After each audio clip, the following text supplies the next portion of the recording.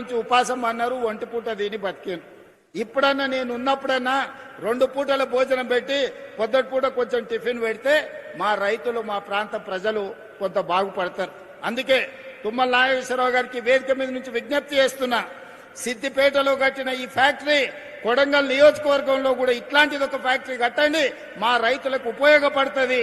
దయచేసి తుమ్మల గారు, అదేవిధంగా మిత్రులు దామోదర్ రాజనరసింహ గారు, మహబూబ్ నగర్ జిల్లా ఇన్ఛార్జ్ మంత్రివర్యులు వారు దామోదర్ రాజనరసింహ గారు ఒక్కసారి సమీక్ష చేసి ఇంత మంచి ఫ్యాక్టరీని నా నియోజకవర్గంలో కట్టడానికి దామోదర్ రాజనరసింహ గారిని, తుమ్మల నాగేశ్వరరావు గారిని విజ్ఞప్తి చేస్తున్నా.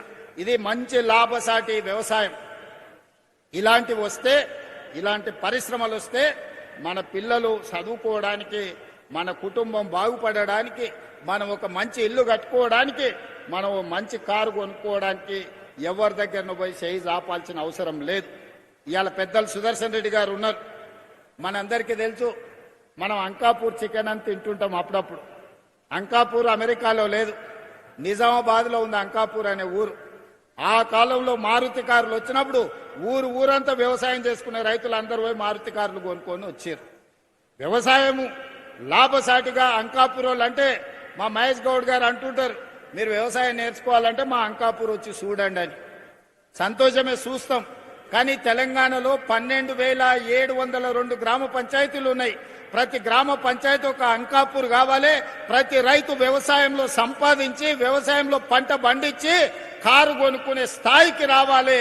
ఆ విధంగా అంకాపూర్ అనే గ్రామాన్ని ఆదర్శంగా తీసుకొని తెలంగాణ రాష్ట్రం 12,728 గ్రామ పంచాయతీలు ఉన్నాయి. అన్ని గ్రామ పంచాయతీలను అంకాపూర్ లాగా తీర్చిదిద్దాల్సిన బాధ్యత ఈ ప్రభుత్వం మీద ఉన్నది. ఆ కార్యక్రమాన్ని మన అందరం కలిసి భుజాలకు ఎత్తుకుందాం. ఇవాళ రైతులు వేరే పంటకు పోతే నష్టం జరుగుతుందని ఆలోచన చేయకండి. ఇవాళ మిల్లెట్స్ అని, ఆర్గానిక్ ఫుడ్ అని ఈరోజు రకరకాల పండ్లు, కూరగాయలు ఎక్కడెక్కడి నుంచో కొనుక్కుంటున్నాం. అదే మన దగ్గర పండించుకుంటే లాభసాటిగా ఉంటుంది, ఎక్కడికో వెళ్లాల్సిన పని లేదు. ఇవాళ అమెరికన్ రీసెర్చ్ సెంటర్ ఇక్రిసైట్ వచ్చి మీ దగ్గరనే పెట్టారు. ఎందుకు ఇక్రిసైట్ ఇక్కడ పెట్టారు? వ్యవసాయ పరిశోధన కేంద్రాన్ని అమెరికా ప్రభుత్వం హైదరాబాద్లో మెదక్ జిల్లాలో పెట్టిందంటే ఇక్కడ సారవంతమైన భూములు ఉన్నాయి. ఈ సారవంతమైన భూములు ఒక్కొక్క జిల్లా ఒక్కొక్క పంటకు ప్రతిదీ, ఒక్కొక్క జిల్లాలో, ఒక జిల్లాలో చెరుకు పండితే, ఒక జిల్లాలో పత్తి పండితే, ఒక జిల్లాలో మిర్చి పండితే, ఒక జిల్లాలో పసుపు పండితే, ఓ జిల్లాలో కందులు పండితే, ఓ జిల్లాలో ఎర్రజొన్నలు పండితే, ఓ జిల్లాలో ద్రాక్ష తోటలు పండుతాయి, ఓ జిల్లాలో టమాటాలు పండితే, ఇంకొక జిల్లాలో వంకాయలు పండుతాయి, దోసకాయలు పండుతాయి, బెండకాయలు పండుతాయి. తెలంగాణ సారవంతమైన భూమి. ఈ సారవంతమైన భూమికి పనిచేసే కష్టపడే రైతు అవసరం ఉంది. ఇవాళ ఫ్యాక్టరీలు, పెద్ద పెద్ద ఉద్యోగాలు, ఐటీ కొలువుల కంటే కూడా 2 ఎకరాల వ్యవసాయంలో అంతకంటే ఎక్కువ సంపాదించడానికి అవకాశం ఉన్నది. అందుకే ప్రభుత్వాలు కూడా వినూత్నంగా ఆలోచన చేయాలి.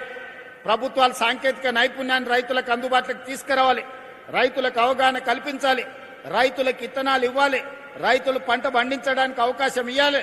రైతు పండించిన పంటను ప్రభుత్వం అమ్మడానికి అవసరమైన కొనుగోలు కేంద్రాలను ఏర్పాటు చేయడమే కాకుండా అంతర్జాతీయ మార్కెట్లో మన రైతులు పండించిన పంటలు ఎగుమతి చేసుకోవడానికి ప్రభుత్వం బాధ్యత తీసుకొని ఎగుమతి చెయ్యాలి. దానికి సంబంధించి మన ప్రభుత్వం ప్రయత్నం చేస్తుంది. నాకు కావాల్సిందంతా వయసు ఉంది, ఓపిక ఉంది, అవగాహన ఉంది. తెలివంది అడిగి తెలుసుకుంటా. నాకు తెలుసని నేను గొప్పలకు ఓను, తెలివంది ఏమని ఉంటే తెలుసుకుంటా. నేను తెలుసుకున్నది మీతో పంచుకుంటా. నేను మీతో పంచుకున్నది మీరు పంట పండిస్తే తెలంగాణ అద్భుతమైన తెలంగాణ, బంగారు తెలంగాణ అంటే గిదే బంగారు తెలంగాణ. తెలంగాణలో పంటే ప్రతి పంట, ప్రతి గింజ